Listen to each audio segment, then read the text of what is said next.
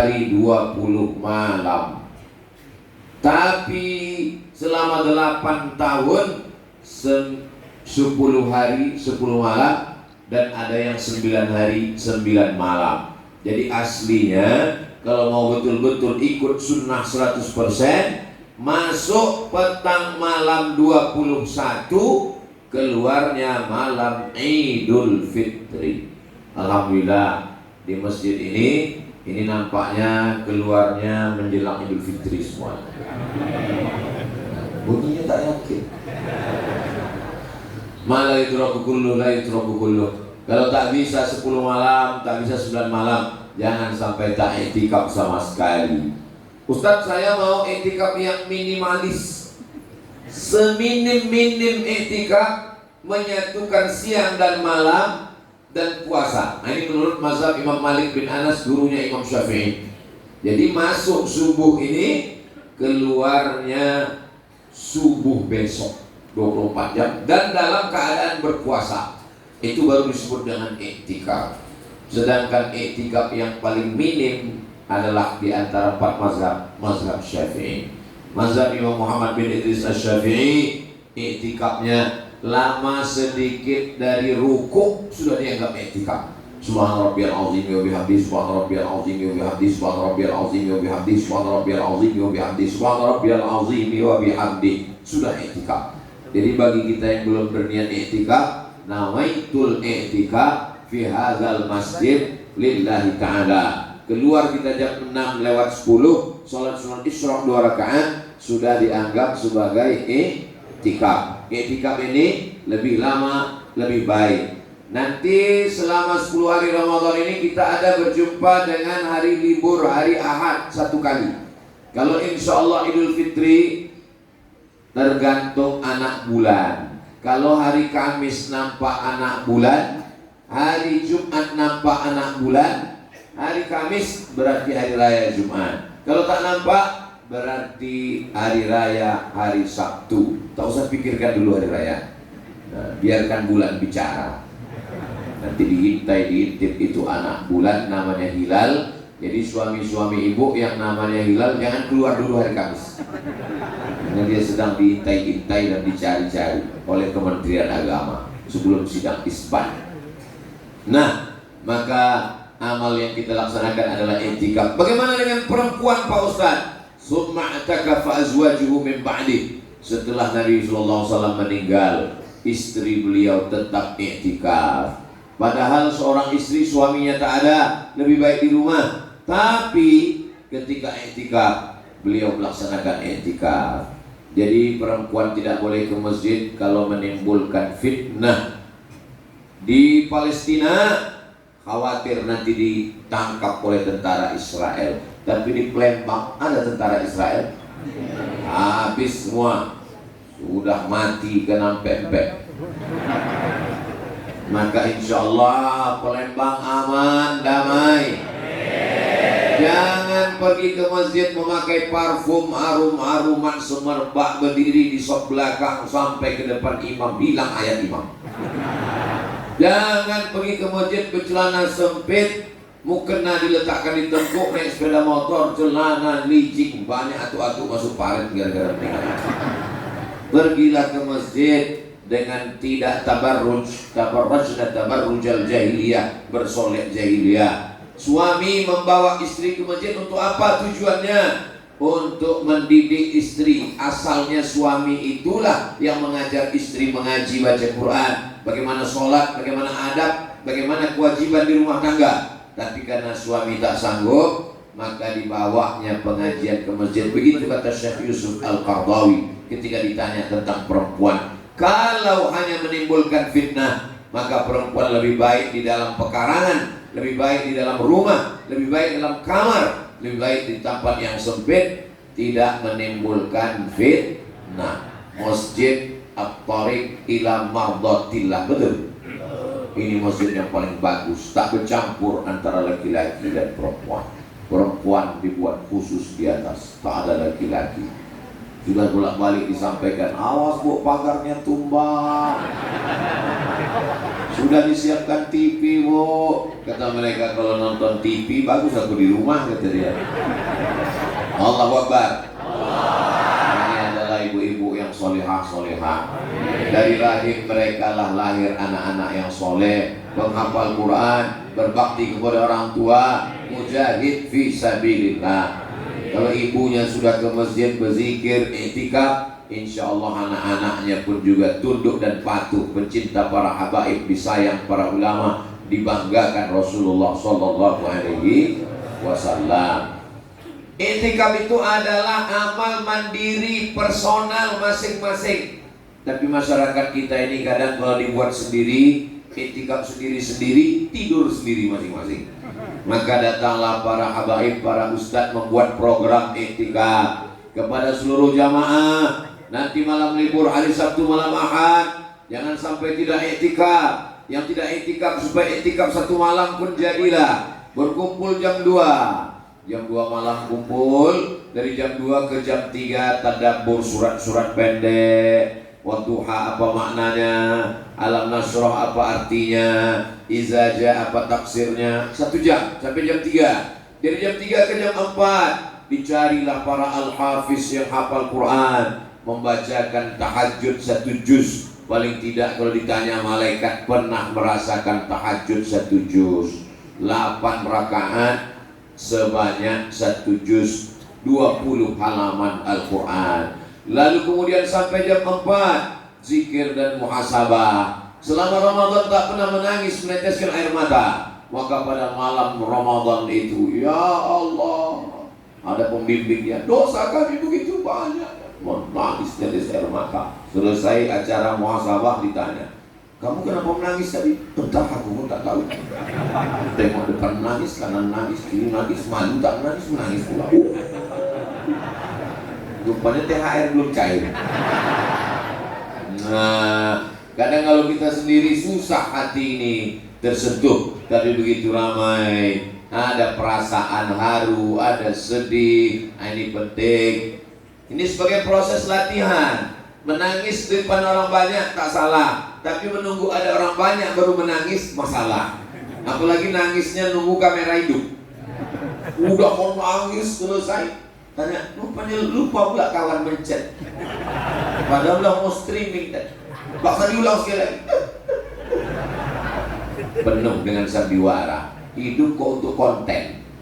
Nauzubillah. Mudah-mudahan amal kita semuanya mukhlashina lahuddin, ikhlas karena Allah Subhanahu wa taala. Lalu kemudian setelah zikir muhasabah, makan sahur. Setelah makan sahur sholat subuh. Setelah sholat subuh tausiah sampai waktu syuruk. Habis itu sholat sunat isyraq 2 rakaat. Maka masuk jam 2, 3, 4, 5, 6, 7, 8. Paling tidak pernah iktikaf 6 jam. Nabi SAW iktikafnya, ini mimbar Nabi, tempat khutbah. Masjid ini mana mimbarnya? Di luar, Masya Allah. Jadi mimbarnya hari Jumat masuk. Ini mimbar Nabi, ini mihrab Nabi tempat imam, kamar Nabi di sebelah kiri.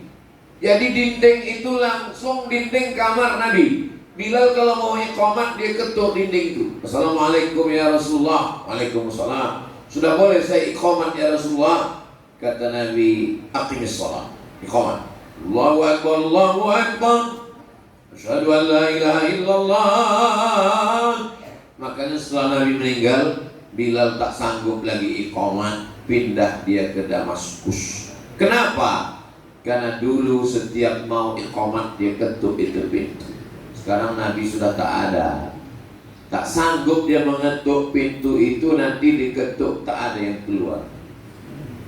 Lebih baiklah pindah ke Damaskus. Bilal bin Rabah. Tapi Nabi selama Ramadan dia tidak masuk ke kamar itu. Dia di masjid. Makanya nanti panjang umur sehat badan. Itu di Taman Raudhah ada satu tiang. Tengok di atas sebelah kiri tulisannya Ustuanatus Sarir. Tiang, ustuanah tiang, sarir tempat tidur. Tiang tempat tidur, karena di bawah tiang itu ada tempat tidur Nabi. Tempat tidur Nabi saat iktikaf malam. Dia tidak tidur di kamar, tapi tidur di bawah Ustuanatus Sarir. Panjang umur sehat badan. 4 Oktober Ustadz Kemas Ali Ustadz Irawan Taqwa Habib Adi bin Syihab akan berangkat umroh akbar bersama Ustadz Abdul Somad. Insya Allah akan kita lihat tiang itu sama-sama, insya Allah. Ongkos tanggung masing-masing. Nah, lalu kemudian suatu ketika Nabi pergi ke dekat pintu, apa kata Nabi kepada Sayyidatuna Aisyah, ibu kita semua Ummul Mukminin, nawilinil khumrah, wahai Ummul Mukminin Aisyah, tolong ulurkan kain. Kenapa Nabi tak masuk ke kamar? Nabi tak masuk ke kamar takut iktikafnya batal. Kenapa Aisyah tak masuk ke masjid? Sayyidatuna Aisyah tak masuk ke masjid, mohon maaf, karena itu sedang berhalangan. Itulah dalil perempuan yang berhalangan tak boleh masuk masjid. Aisyah tak masuk ke masjid dan Nabi tak keluar masjid. Lalu bagaimana caranya? Beliau mengulurkan kain. Jadi kalau ada kebetulan ibu yang sedang uzur, berhalangan, tak bisa masuk ke masjid, boleh mengulurkan sirup. Kolak boleh. Nah, masuk tangannya ke jendela. Nah, ini. Bapak jangan keluar untuk mengambil. Dan ibu jangan masuk ke dalam kalau sedang tak boleh. Tapi tangannya mengulurkan boleh. Hai guys. Ini ada makanan buka puasa. Begitulah istri soleha. Syukur-syukur dia ikut etikaf, anaknya yang mengirim. Kalau semuanya ikut etikaf bagaimana Pak Ustadz? Maka ke depan masjid-masjid mesti buat program iktikaf 10 hari 10 malam. Makanan ditanggung oleh orang-orang yang baik hati atau iuran bersama. Sebelum hari kiamat, sebelum kita meninggal, kita minta pengurus-pengurus masjid membuatkan program iktikaf 10 hari 10 malam. Amin. Ini amal iktikaf. Kami nanti di Pekanbaru akan membuat program iktikaf. Ustadz Somad di Masjid Al-Falah Jalan Sumatera namanya, dapat jatah hari Ahad malam Senin seperti yang tadi saya sampaikan, dari jam 2 malam sampai jam 7 pagi. Itu diisi dengan kajian-kajian dan lain sebagainya. Selama iktikaf itu apa aja isinya Pak Ustadz? Yang pertama, memperbanyak sholat sunnah, sholat tahiyat al-masjid, sholat qabliyah, sholat ba'diyah, sholat isyraq, sholat awabin, sholat tahajud, sholat witir, sholat sunat taubat, sholat sunat hajat, sholat sunat tasbih, sholat sunat mutlak. Saya tak bisa sholat Pak Ustadz, kaki sakit, kepala berkunang-kunang, baca Quran duduk, menghatamkan Quran. Ini sudah malam ke-23, berarti besok malam 24. Bacaan Qurannya baru 20 juz, tekor 4 juz. Nah, ini mengejar ketertinggalan. Nah, inilah masanya mengejar. Yang sudah hatam sekali, kejar hatam 2-3 kali. Saya Pak Ustadz baca Quran pun tak bisa, kadang titik nampak tigo. Tak bisa. Kalau begitu pejamkan mata, duduk dan berzikir subhanallah walhamdulillah wa la ilaha illallah wa akbar.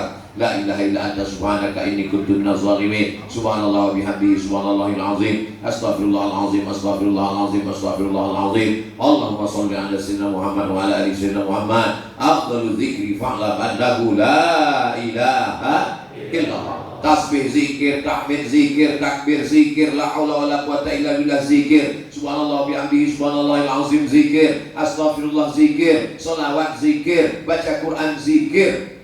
Saya Pak Ustadz zikir pun tak bisa juga. Sungai Musi dekat dari sini. Nah, udah tahulah apa yang mau dilakukan. Baca Quran tak bisa, sholat tak bisa, zikir tak bisa. Untuk apalah hidup di Palembang ini? Buat semak aja.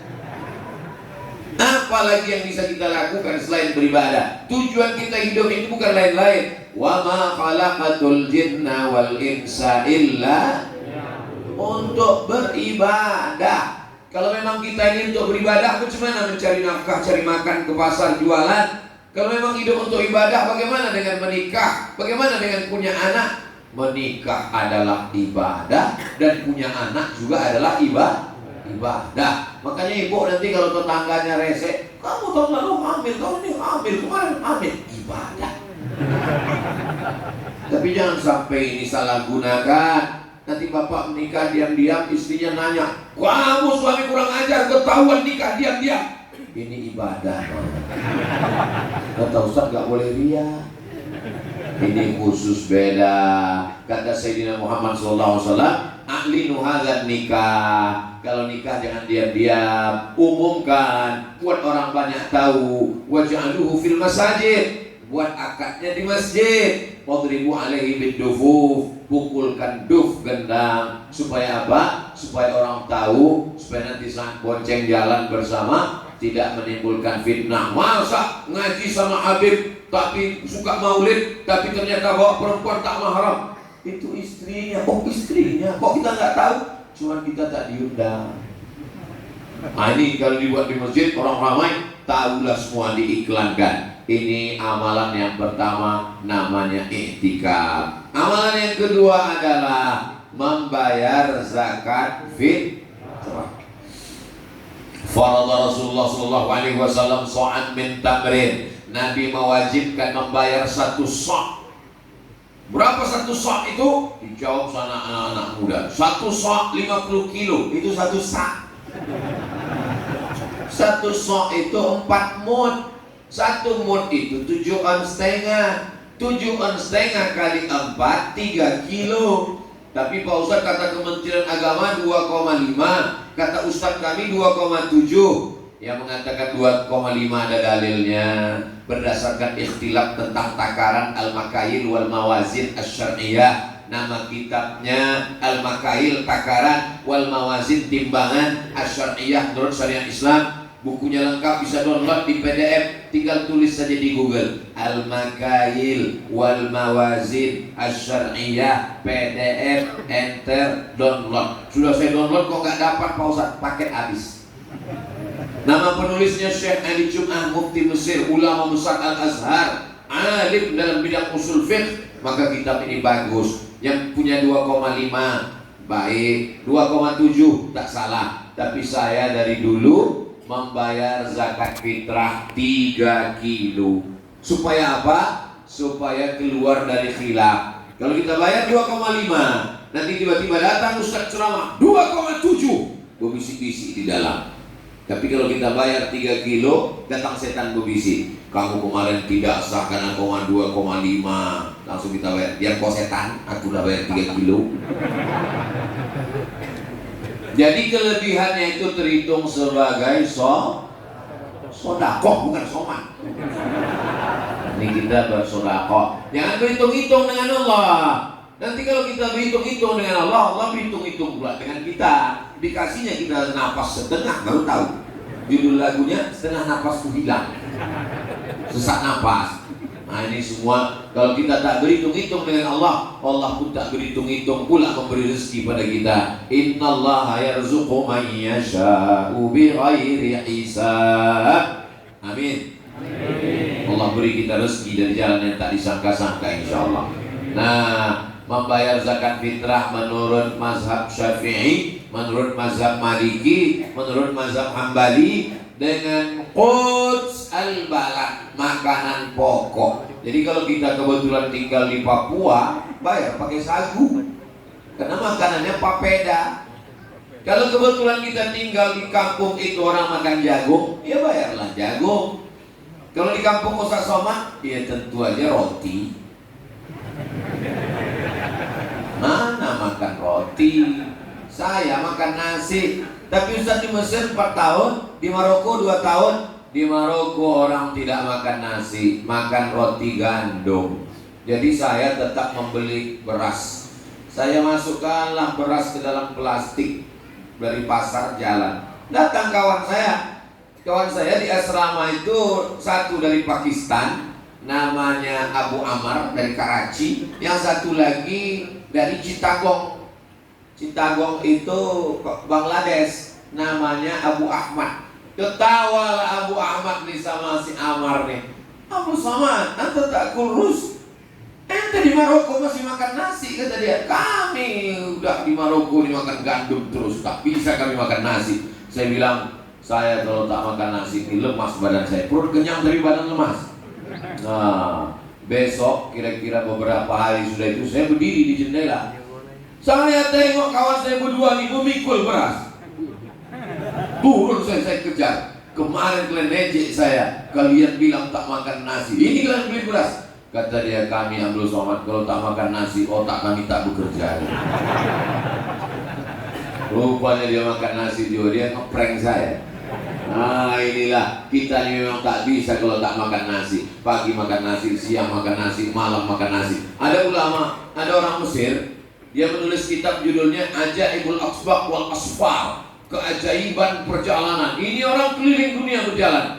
Tapi selama perjalanan itu yang paling dia heran adalah ditulisnya di buku itu, ada di rumah. Selama saya berjalan keliling dunia, yang paling saya heran ada di negeri ini, orang di dunia ini ada manusia yang bisa makan nasi 3 kali. Indonesia namanya. Heran mereka nengok kita bisa makan nasi sehari 3 kali. Mau diapakan lagi? Karena memang kita dari kecil makan nasi, makan ikan tak boleh. Nasinya mana? Makan mie pun pakai nasi. Tiba-tiba setelah besar disuruh tak makan nasi, meninggal. Jadi kalau anak-anak itu mau tidak makan nasi, dari kecil jangan kasih makan nasi. Biar murah kasih makan rumput. Nauzubillah. Mudah-mudahan kita semua walaupun makan nasi sehat walafiat. Ada dokter yang mengatakan 3 yang warna putih ini racun, kata dia. White poison, racun putih. Yang pertama gula. Yang kedua nasi, yang ketiga gandum. Ketiga-tiganya mengandung gula. Itu makanya nasi itu kalau kita tinggalkan dikerumuni semut, karena nasi mengandung gula manis. Orang kalau udah kena diabetes mellitus, kena gula darah tinggi, kencing manis, tidak boleh lagi makan nasi. Kaya raya, duit banyak, di restoran mahal. Apa kata pelayan? Silakan makan Bapak, semua sudah ada, kepiting, udang, semua sudah siap. Makanan saya belum datang. Sudah Pak, semua sudah datang. Ada satu pesanan belum. Apa Pak? Rebus kentang, nggak pakai garam. Kalau kebetulan nasibnya mirip macam yang saya sampaikan ini, jangan tersinggung. Isi ceramah tidak untuk menyindir jamaah. Mendengar ceramah Ustaz Somad itu kuncinya satu, jangan tersinggung. Beberapa jamaah tersinggung pulang meninggal. Bukan karena tersinggung, memang ajalnya sudah sampai. Bapak Ibu yang dimuliakan Allah Subhanahu wa taala, membayar zakat fitrah. Nah, mazhab Hanafi, India, Pakistan, Bangladesh, Turki itu mayoritas Hanafi. Mesir sebagiannya bermazhab Hanafi. Syekh Yusuf Al-Qardawi itu mazhabnya Hanafi. Maka menurut mereka membayar zakat fitrah pakai uang. Dalilnya mana? Pakai hadis juga. Hadisnya ughnuhum li hadzal yaum.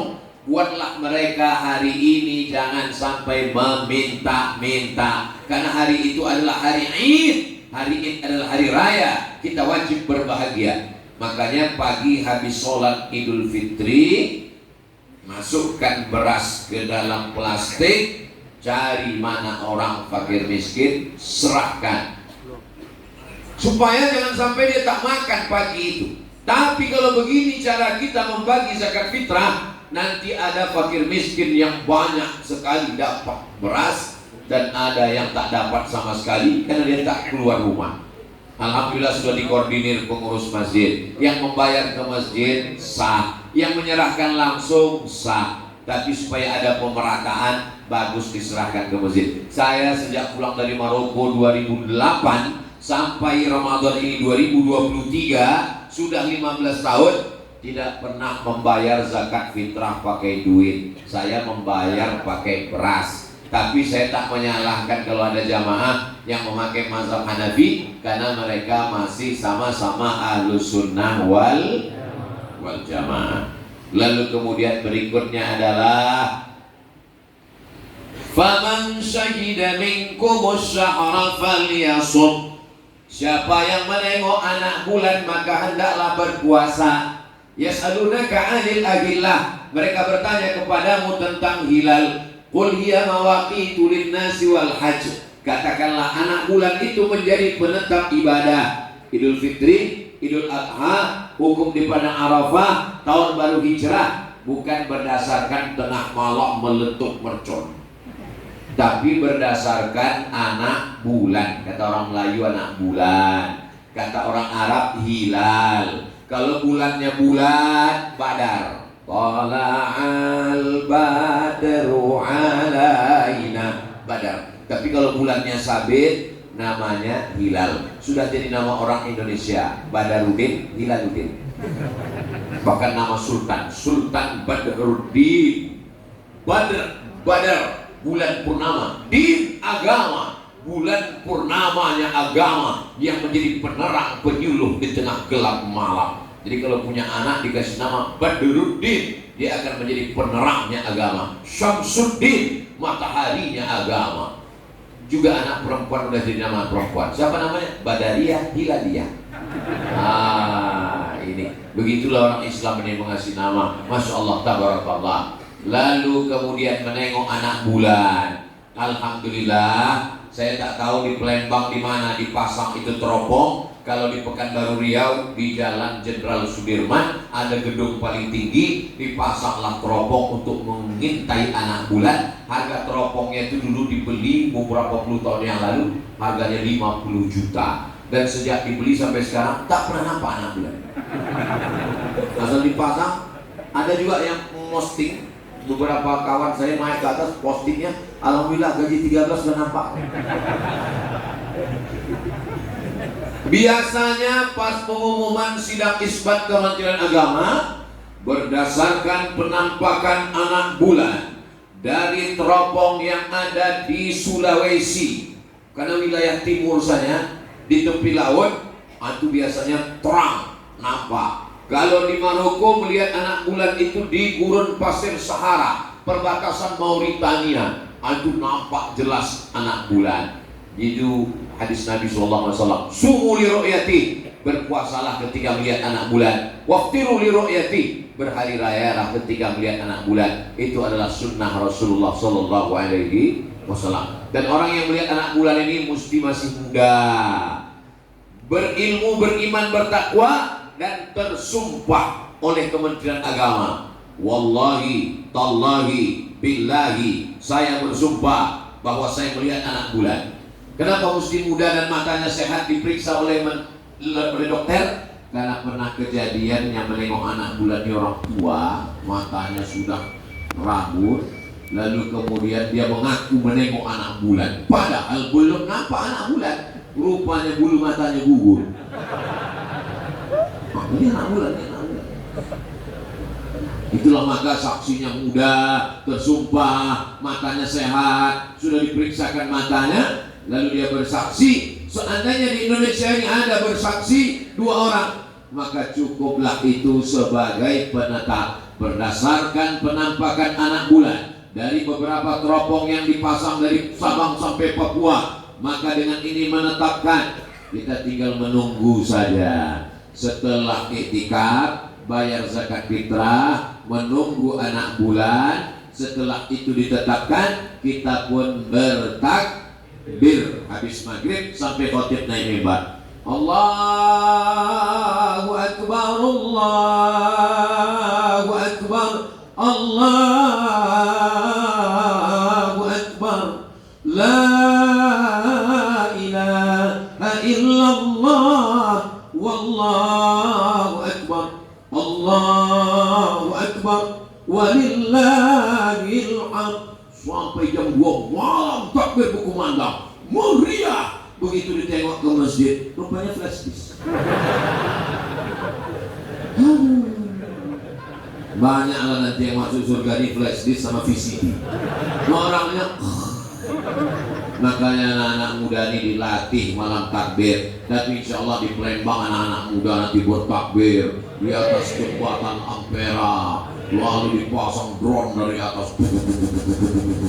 Allahu Akbar. Saya pun mendapat kirimannya. Tengok nih Ustaz, Palembang luar biasa. Pas ditunjukkan ke Ustaz lain, betul nih Ustaz, ini 5 tahun yang lalu Pak. Sebelum Covid Pak Ustaz. Syiarkan malam takbir ini, syiarkan.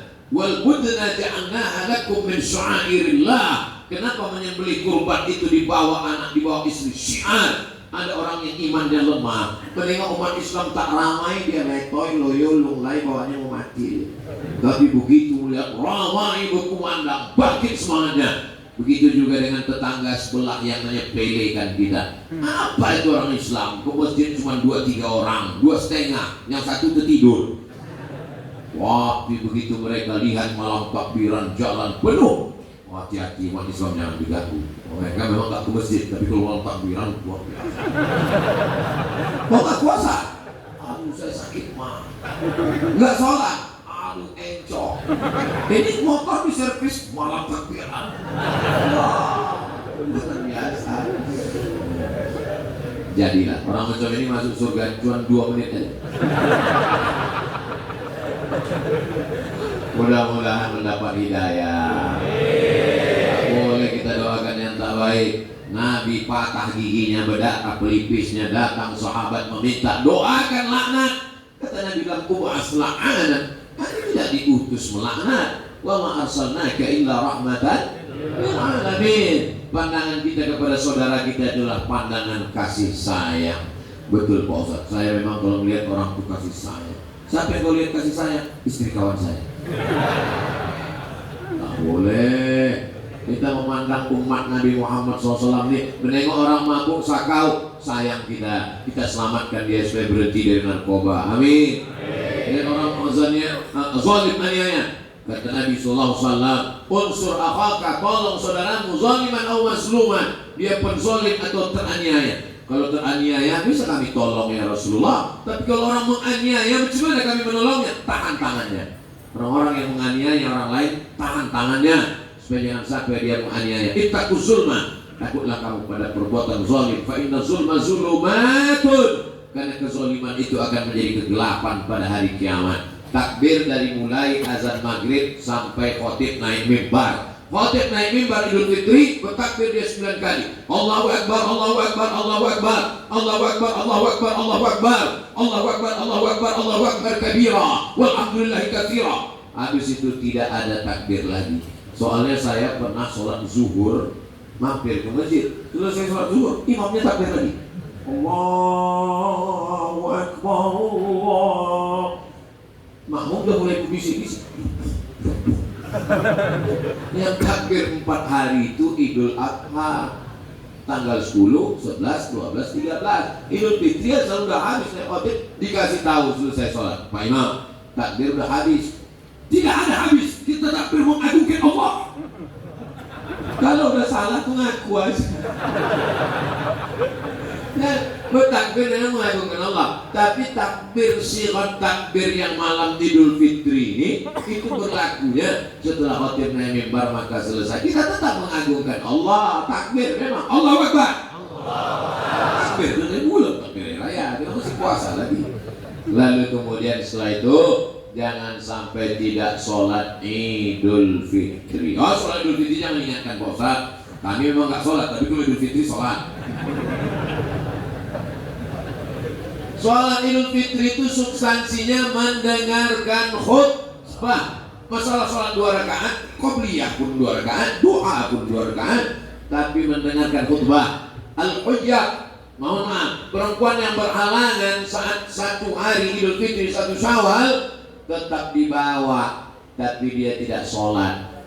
Zaman Nabi, perempuan-perempuan dibawa ke pelataran, tapi dia tak masuk ke tempat sholat. Dia hanya mendengarkan khutbah. Makanya nanti waktu khutbah itu jangan bercerita.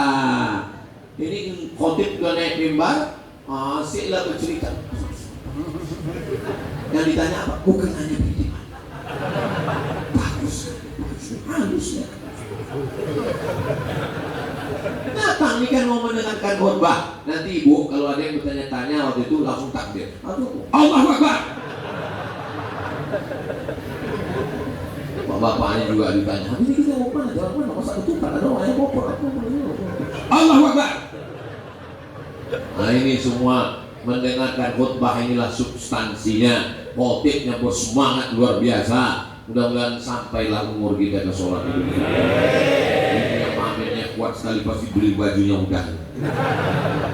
Lalu kemudian setelah itu pulangnya dari jalan yang berbeda. Berangkatnya tadi dari jalan sini, pulangnya dari jalan sini. Supaya apa? Banyak ketemu orang, bersalaman, menyambung tadi silaturahmi. Minal aidin wal faizin, maafkan lahir dan batin. Selamat para pemimpin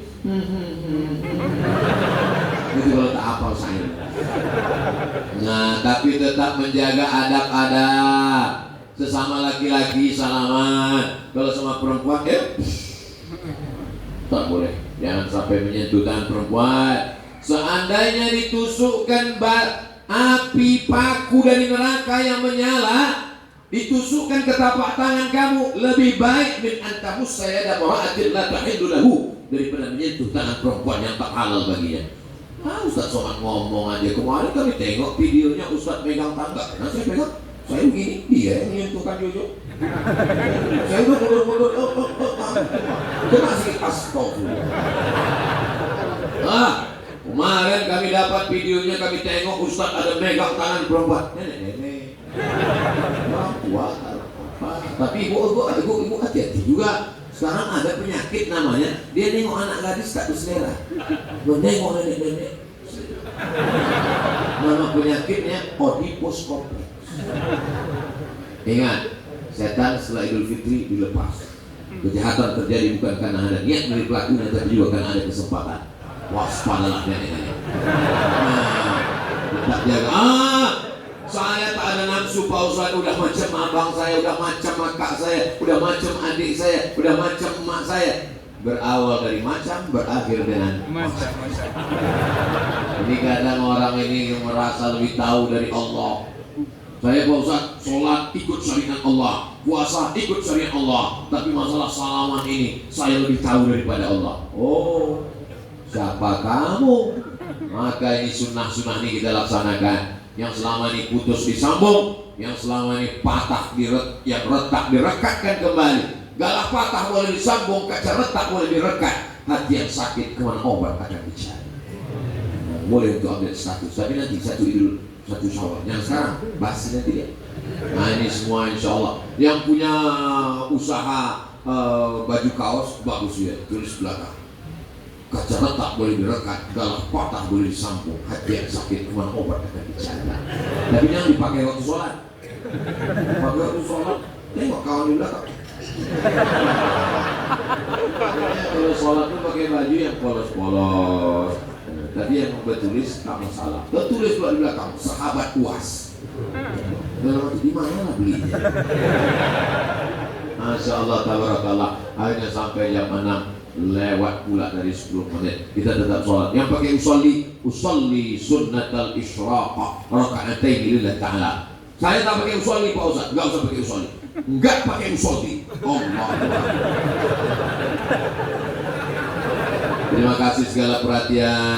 Mohon maaf segala kesilapan dan kehilafan. Saya ucapkan selamat menaikkan ibadah puasa Ramadan. Selamat Idul Fitri 1 Syawal 1444 Hijrah. Minal aidin wal faizin. Mohon maaf lahir dan batin. Taqabbalallahu minna wa minkum shalihal amal. Wassalamualaikum warahmatullahi wabarakatuh.